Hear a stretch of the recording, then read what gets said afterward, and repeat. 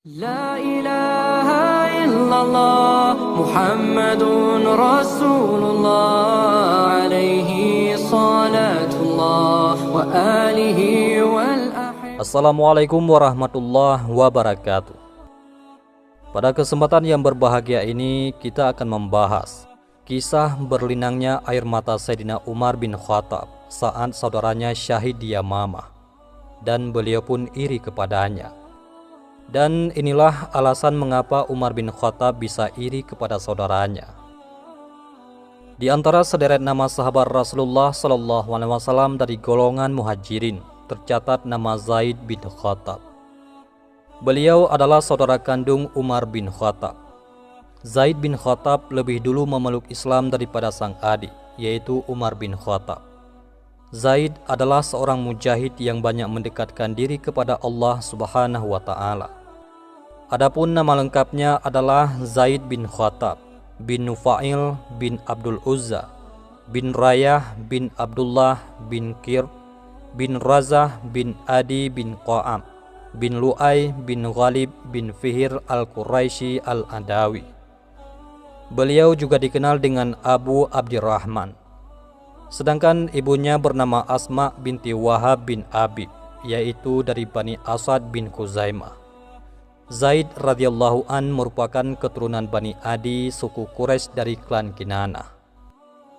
Pada saat ada perintah untuk kaum muslimin supaya hijrah ke Madinah, tanpa pikir panjang, Zaid radhiyallahu an hijrah ke Madinah bersama Sayyidina Umar, Ayyashi, Abu Rabi'ah, Kunais bin Hadaqah as-Sahmi, suami Hafsah binti Umar, kemudian Sa'id bin Zaid. Dalam rombongan tersebut ikut pula 4 anak Bukhair, yakni Iyas, Aqil, Amir, dan Khalid, yang merupakan keturunan dari Bani Laits al-Kinaniyah. Ketika sampai di Madinah, Zaid bin Khattab bertemu dengan Rifa'ah bin Abdul Mundir di Kuba. Dan kemudian Rasulullah SAW mempersaudarakan antara Zaid dan Ma'an bin Adi al-Ajlani al-Ansari.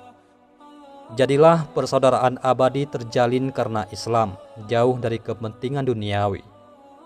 Dan keduanya pun sama-sama syahid dalam pertempuran Yamamah. Zaid bin Al-Khattab radhiyallahu anhu memiliki postur tubuh yang tinggi dan tegak. Keistimewaan bentuk tubuhnya ini membuatnya mudah dikenali, meski dari jarak yang sangat jauh. Selain termasuk orang-orang yang paling awal masuk Islam, beliau juga termasuk sahabat yang ikut ke medan perang Badar, perang Uhud, dan perang Khandaq. Beliau juga mengikuti Bi'atur Ridwan dan mengikuti perjanjian damai di Hudaybiyah. Zaid radhiyallahu anhu senantiasa mengikuti peperangan setelahnya, baik bersama Rasulullah ataupun bersama para khalifah setelah Rasulullah sallallahu alaihi wasallam.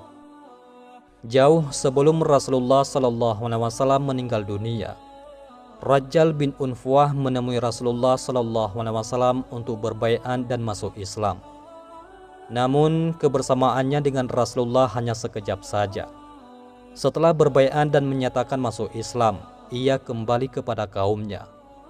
Ia pun tidak pernah datang lagi ke Madinah, kecuali setelah Rasulullah SAW wafat dan Sayyidina Abu Bakar menjadi khalifah. Sebagai khalifah, Sayyidina Abu Bakar sudah mendengar kabar bahwa penduduk Yamamah bergabung dengan Musailamah yang mendeklarasikan diri sebagai nabi.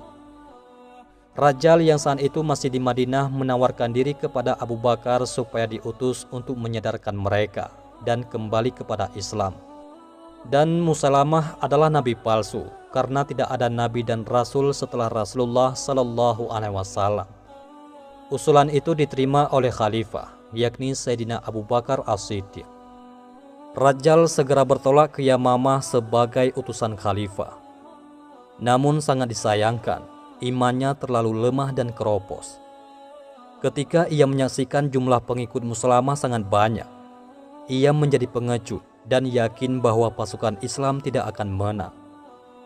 Sikap pengecut didukung bisikan jiwa khianatnya, menyeretnya untuk bergabung dengan barisan Musailamah al-Kadzab. Saat itu pula dirinya menjadi murtad. keluar dari Islam dan bergabung dengan kaum murtad di bawah panji Musailamah, sang nabi palsu. Sebagai seorang utusan khalifah yang membelot, Rajjal jauh lebih berbahaya daripada Musailamah.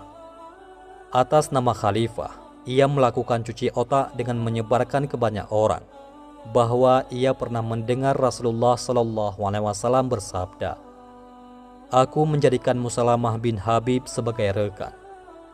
Maka setelah Rasulullah wafat, orang yang paling berhak membawa bendera kenabian ialah Musailamah. Rajjal mengobarkan semangat jihad dengan janji surga, sehingga mampu merekrut banyak orang yang berani untuk mengorbankan nyawanya melawan pasukan Islam. Pengikut Musailamah kian bertambah banyak. Adapun kabar Rajjal yang berkhianat dan murtad sampai ke Madinah dan menyulut kemarahan orang-orang Islam. Pencucian otak yang dilakukan oleh Rajjal sukses menyesatkan banyak orang, yang secara otomatis memperluas daerah peperangan yang mau tak mau harus diterjuni oleh kaum muslimin. Seorang punggawa pasukan muslim yang paling geram dan ingin sekali berjumpa dengan Rajjal adalah seorang sahabat agung yang namanya terukir indah dalam buku-buku sejarah Islam, yaitu Zaid bin Khattab. Bagi Zaid bin Khattab, Rajjal lebih berbahaya dari Musailamah al-Kadzdzab. Kemurtadannya bukan karena meyakini Musailamah sebagai nabi, melainkan karena ada keuntungan yang ingin diperolehnya. Oleh sebab itulah, ia menjadi seorang pembohong, munafik, dan oportunis. Zaid bin Khattab radhiyallahu an sangat membenci kemunafikan dan kebohongan, sama seperti sang adik, yakni Umar bin Khattab. Kebencian itu akan semakin memuncak ketika kemunafikan yang dilakukannya hanya karena ingin mengambil keuntungan semu. Untuk tujuan-tujuan rendah itulah Rajjal memainkan peran jahatnya, sehingga jumlah pengikut Musailamah meningkat tajam. Dengan demikian, ia telah mengantarkan mereka pada kematian dan kebinasaan yang hina, mati di medan perang murtad. Pada awalnya mereka dicuci otaknya, disesatkan lalu dibinasakan, yakni untuk tujuan ketamakan yang disembunyikan dalam bingkai indah yang memukau. Bersama pasukan muslim yang lain untuk menyempurnakan keimanannya, Zaid bin Khattab mempersiapkan diri menumpas kekacauan ini. Sasaran utamanya bukan Musailamah, tetapi yang lebih jahat dan lebih berbahaya dari Musailamah, yaitu Rajjal bin Unfuah. Untuk memerangi Musailamah dan pengikutnya, Khalifah Abu Bakar menunjuk Khalid bin Walid sebagai panglima pasukan Islam.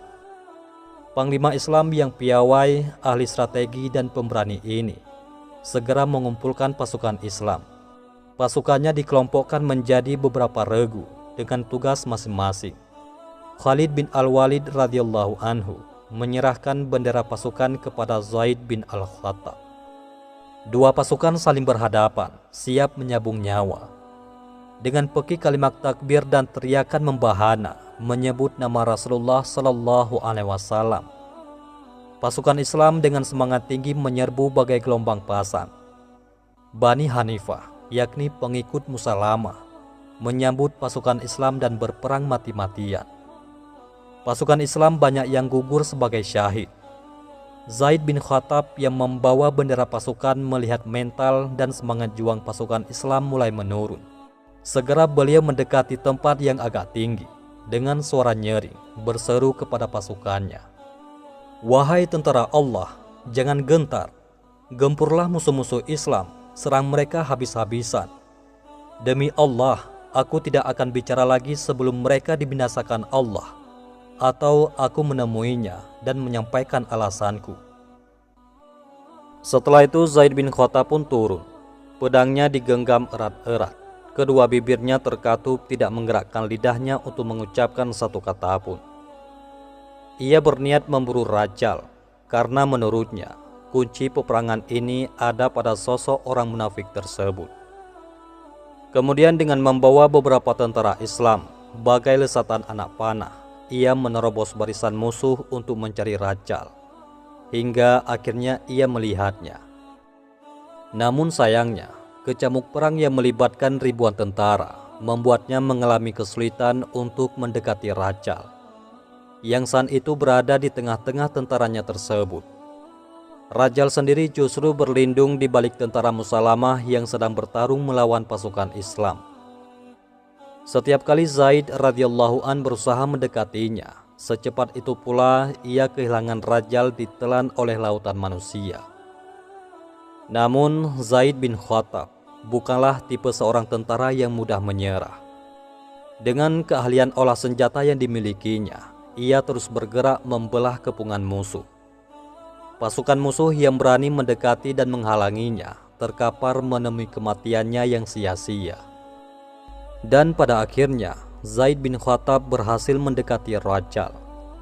Namun Zaid bukanlah tandingannya. Baru beberapa saat perang tanding itu berlangsung, Zaid berhasil mematahkan perlawanan Rajal.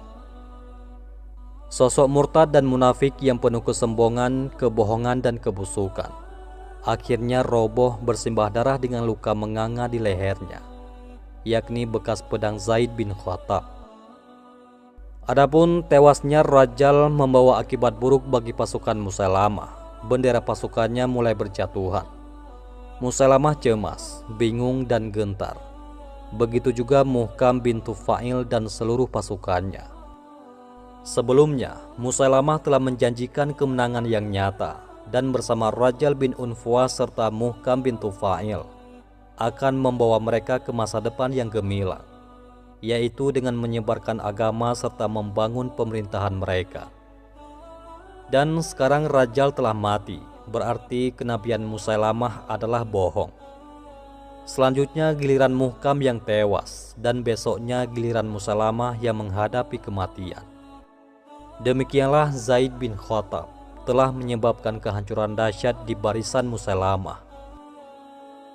Berbeda dengan pasukan musuh, ketika mengetahui tewasnya Rajal, moral dan semangat tempur pasukan Islam makin meningkat berkali lipat.